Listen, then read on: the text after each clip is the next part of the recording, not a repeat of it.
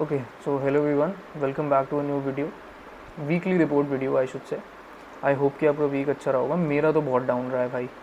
ये वीक मेरा काफ़ी ज़्यादा, क्योंकि वॉलेटिलिटी थी मार्केट में काफ़ी ज़्यादा और एक्सपेक्टेड थी एक्चुअली में, बट क्योंकि मैं सिस्टमैटिक सिस्टम ट्रेड करता हूँ तो मुझे ट्रेडिंग करनी पड़ी थी। अदरवाइज़ अगर डिस्क्रिशन में ट्रेडिंग करूँ तो ये वीक मेरे लिए उतना था नहीं। ठीक है, पहले रिजल्ट की बात कर लेते हैं कि कितना रिजल्ट क्या क्या रहा, फिर उसके बाद बात करेंगे। तो for Nifty I lost about somewhere 9.92%, थोड़ा सा प्लस माइनस 1-2% जोड़ लेना, क्योंकि वो चार्जेस और स्लिपेज वगैरह होता है। तो हम मान के चलो 10 से 11% हमने लूज़ किया है इस वीक, जो कि थोड़ा सा ज़्यादा है, बट ठीक है, चलता है, वो आगे रिकवर कर लेगा। गोल्ड की बात कर लेते हैं। गोल्ड का एक अकाउंट में we lost somewhere about 0.03%, which is nothing actually, कुछ भी नहीं है वो, इतना छोटा रिस्क हमने लिया हुआ है। और एक अकाउंट में we lost somewhere around 0.3%, which is again fine, मतलब मेरे हिसाब से तो कोई दिक्कत यहाँ पे नहीं है, इतना चलता है। क्रिप्टो की अगर मैं बात करूँ तो क्रिप्टो में हमने ट्रेड्स नहीं लिए थे उतने, क्योंकि जो भी ट्रेड्स बन रहे थे वो मॉर्निंग में बन रहे थे प्रॉफिटेबल, एंड हम ले नहीं पा रहे थे, और जो बने वो हमें एसएल कट गए जो दिन में बने। तो मार्केट ऐसे ही हमें झुलाता रहता है कभी कभार, तो ठीक है, चलता है, वो आगे रिकवर हो जाएगा। चलो ये पार्ट हो गया। नेक्स्ट हम ये देख लेते हैं लास्ट टाइम का जो एनालिसिस पार्ट किया था वो कैसा रहा है। तो लास्ट टाइम गोल्ड में मैंने आपको बोला था कि ये वाला लो जो है, जो मेजर ओवरऑल लो है, वो टेकआउट होगा। वो अभी टेकआउट नहीं हुआ है, बट देखो जो एनालिसिस मैंने किया था उसके बेस पे मैं ट्रेड्स बदल लेता हूँ। तो गोल्ड यहाँ गई था जब हमने बात करी थी, 10 को यहाँ से स्टार्ट हुआ पूरा। आई टुक सम सेल्स हियर, मैंने यहाँ पे सेल लिए थे और मैंने खुद ने टारगेट यही बनाया था, बट वो इतना नहीं आया, अभी भी एसएल नहीं हुआ है, बट मैंने कुछ प्रॉफिट्स यहाँ कहीं लॉक इन किए थे because this was the Asian low, and कुछ प्रॉफिट्स मैंने यहाँ कहीं पे लॉक कर लिए थे, क्योंकि this was also a liquidity over है, तो मैंने यहाँ पे कुछ प्रॉफिट्स लॉक इन कर लिए थे। प्लस यहाँ पे लॉक इन करने का एक और रीज़न था कि 2300 का लेवल, साइकोलॉजिकल लेवल भी टच हो गया था, तो कुछ प्रॉफिट्स मैंने यहाँ भी निकाले।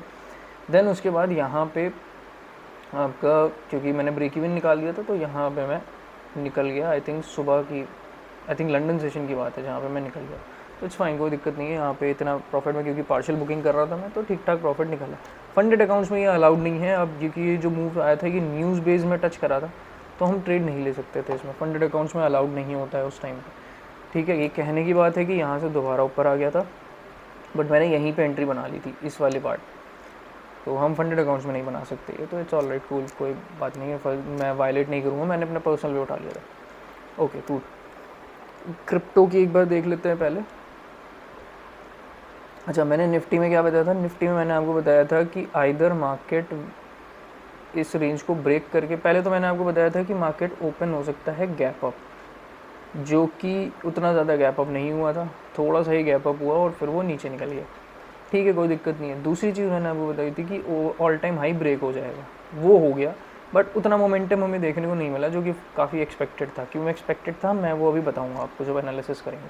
ओवरऑल निफ्टी ज़्यादा मूवमेंट नहीं किया है, तो ठीक है, इट्स ऑल राइट, कूल, कोई दिक्कत नहीं। बिटकॉइन की बात कर लेते हैं। बिटकॉइन में भी अगर आप देखोगे तो आई थिंक आपने अगर लास्ट एनालिसिस देखा हो तो बहुत क्लियरली मैंने आपको बोला था कि बिटकॉइन मूव करने से पहले नीचे ज़रूर आएगा, and it is coming down. यहाँ कहीं पे था, अब इसने इन लोगों को ट्रैप भी कर दिया है।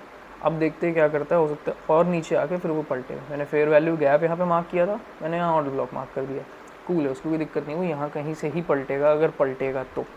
ये एरो भी मैंने बनाया था।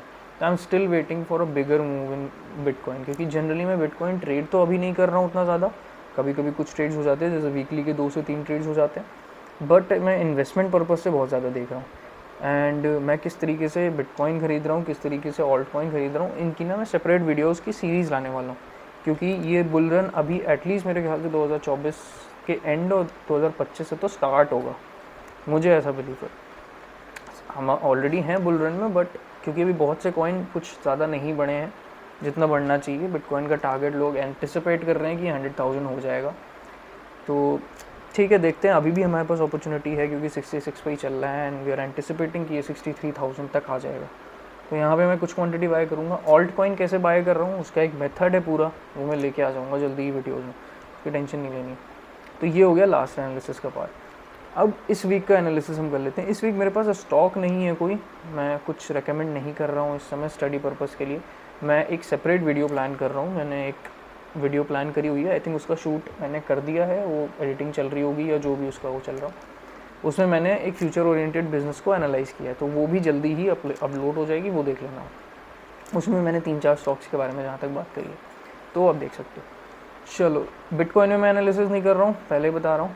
और गोल्ड की अगर मैं बात करूँ तो गोल्ड में भी डाइसी है थोड़ा मामला अभी, क्योंकि गोल्ड में कोई ऐसा मूवमेंट मेजर नहीं आया है।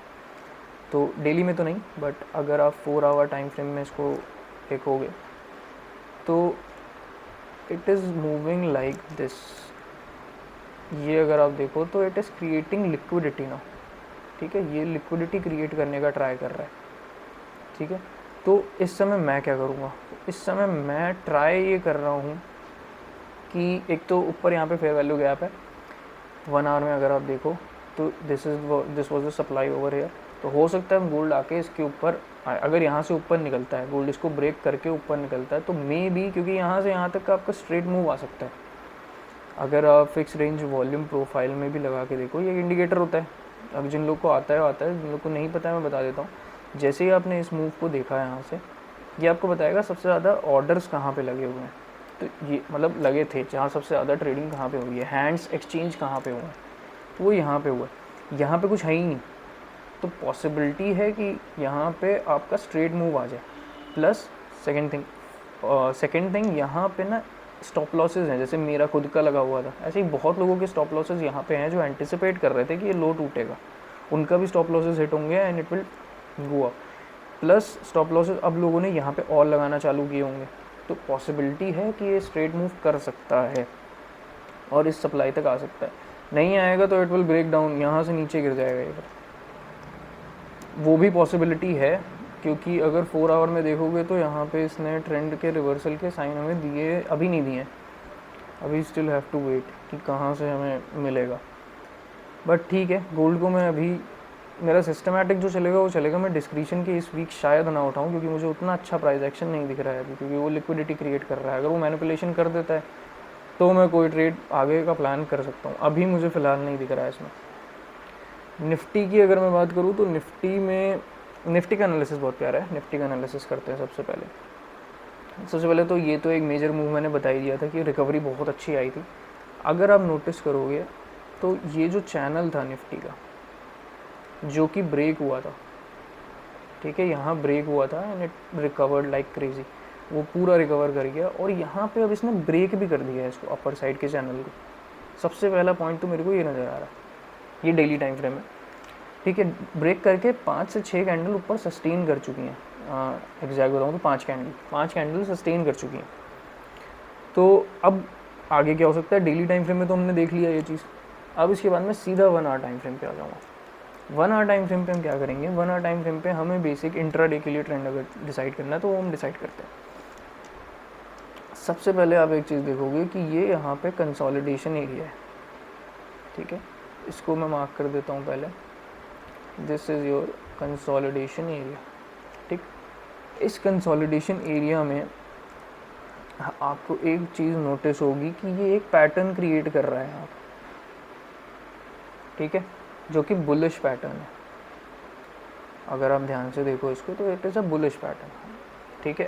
और एवरी सिंगल टाइम, क्योंकि इस पैटर्न की खासियत ये है, आपको ये ज़रूर चेक करना चाहिए, एवरी टाइम एक हाई लग रहा है। हाई कैसे लग रहा है मैं वो भी दिखा देता हूँ। दिस हाई, उसके बाद ये लो, फिर उसके बाद ये हाई, फिर अगेन लो, सॉरी हाई लो, फिर उसके बाद अगेन हाई, फिर उसके बाद अगेन एक लो, और यहाँ पे ब्रेक तो कर ही दिया है प्रीवियस हाई, तो मैं इसको मार्क कर सकता हूँ, ठीक है। अब हर बार जब हाई लग रहा है तो जो मार्केट नीचे आ रहा है उसकी जो परसेंटेज अमाउंट में लिमिट है वो कम हो गई है। देखो यहाँ पे 0.8% नीचे आया हो, यहाँ पे हाई लगने के बाद इट केम डाउन टू 0.6% ही नीचे आया। यहाँ पे हाई लगने के बाद वो खाली 0.5% के आसपास नीचे आया, 0.58%। तो सेलिंग प्रेशर कम हो रहा है, तो पॉसिबिलिटी है कि वो और ऊपर निकल जाएगा यहाँ से, it will break these levels, possibility है इस चीज़ की, ठीक है। अब अगर ऐसा नहीं होता है, सपोज़ कि अगर हमें सेलिंग के लिए प्लान करना है, देखो एक चीज़ ध्यान में रखना कि ये चीज़ ना प्लान कर लेना एकदम से कि ये एक राइजिंग वेज कुछ या जो भी बोलते हो इसको, ये इस तरीके का पैटर्न बन रहा है, जैसे ही ब्रेक हुआ हमने ट्रेड ले लिया। ये चीज़ मत प्लान करना, कई बार फेल होती है, तो ये चीज़ मत प्लान करना। ये चीज़ मैं भी नहीं प्लान करूँ, मैं तो वैसे सिस्टमेटिक करता हूँ, बट जब डिस्क्रिप्शन अगर प्लान करता हूँ तो मैं इसी तरीके से प्लान करता हूँ या ओवरऑल मार्केट को मैं स्टडी करता हूँ। ओके, एक चीज़ हमें यहाँ पे लगानी है, वो है मूविंग एवरेजेस।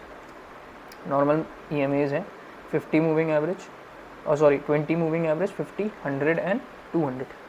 अगर कल को निफ्टी नीचे की तरफ निकलना चालू करता है, ठीक है, ध्यान से सुनना, अगर कल को निफ्टी नीचे की तरफ निकलना चालू करता है तो सबसे पहले हमें इस तरीके का पैटर्न चाहिए। जस्ट अ मिनट, और सिंपल करने का ट्राई कर रहा हूँ मैं। ये ट्रेंड लाइन ब्रेक हो, हमें नहीं ट्रेड लेना है एकदम से, इसको वापस आने दो एंड यहाँ से रिवर्स करने दो इस तरीके से, तब यहाँ पे आप ट्रेड छोटा सा स्टॉप लॉस लगा के ट्रेड कर सकते हो। कहाँ तक का प्लान कर सकते हो? जनरली आप 50 डे EMA तक का प्लान कर सकते हो, या फिर 100 तक तो प्लान कर ही सकते हो। क्यों 100 तक का? 100 तक में अगर आप इसको देखोगे तो यू विल सी कि खैर 50% लेवल तो बहुत नीचे है, बट अगर मैं इसको बेसिक में कन्वर्ट कर दूँ, ओके, फिबोनाची एक्सटेंशन, ओके, यहाँ कहीं देखो 0.38% का, तो 200 मूविंग एवरेज तक डेली टाइम फ्रेम में ये आ सकता है, ठीक है, अगर ये नीचे आएगा। बट मुझे चांसेस थोड़े से कम लगते हैं, मुझे ज़्यादा चांसेस लग रहे हैं कि ये ब्रेक कर जाएगा ऊपर की तरफ। तो this is your crucial level, यहाँ पे थोड़ा ध्यान से रखना, क्योंकि ये क्रूशियल लेवल रहेगा आपके लिए। अगर यहाँ से ब्रेक करता है तो मे भी नीचे तक का मूवमेंट यहाँ पे मिल जाए। उसके अलावा मेरे को निफ्टी में बाकी कोई नहीं, क्योंकि फेजेस देखो, ध्यान से देखना, मार्केट 3 तरीके से मूव करेगा।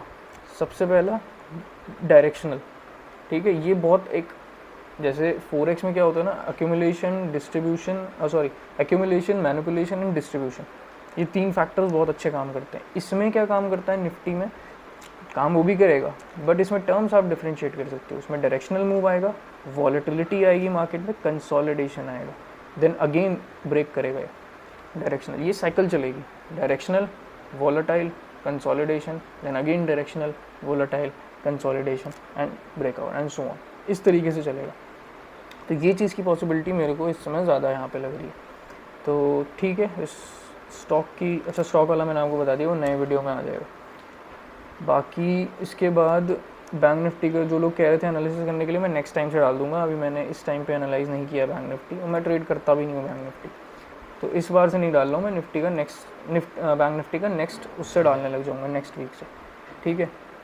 बाकी जो आज की, अभी इसके बाद अभी नेक्स्ट वीडियो भी आएगी मे बी संडे को, तो वो चीज़ भी देख लेना। उसके बाद स्टे ट्यून्ड, वीडियो से जुड़े रहो सारे, वीकली रिपोर्ट्स आ रही हैं, डेली वीडियोस बेसिकली प्लान हुई हैं, नेक्स्ट वीक के लिए डेली वीडियोस प्लान है, तो मतलब एकदम अलर्ट में रहना, अच्छी वीडियोस आ रही हैं, काफ़ी वर्क करेंगे आपको, ठीक है।